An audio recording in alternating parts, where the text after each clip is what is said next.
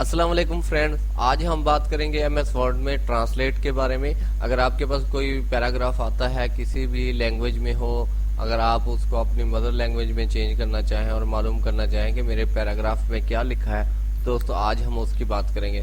सबसे पहले आपके पास जो पैराग्राफ है आपको उसके बारे में पता होना चाहिए। हमारे पास अभी जो पैराग्राफ है वो इंग्लिश है, यूनाइटेड स्टेट का। हो सकता है आपके पास कुछ और जर्मन हो, कुछ भी हो, तो आप यहाँ से सिलेक्ट कर सकते हैं। उसके बाद है आपकी अपनी लैंग्वेज। मेरे पास उर्दू है तो मैंने ये उर्दू देखे, मैंने Urdu Islamic public region select कर रखा है, रिपब्लिक।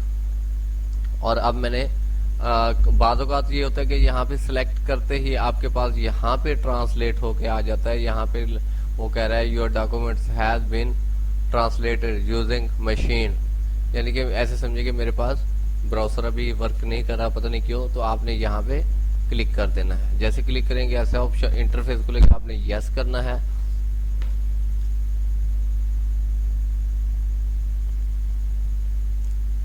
तो आप देख सकते हैं कि मेरे पास ट्रांसलेट होके आ गया उर्दू में। Thank you for watching my video. Allah Hafiz.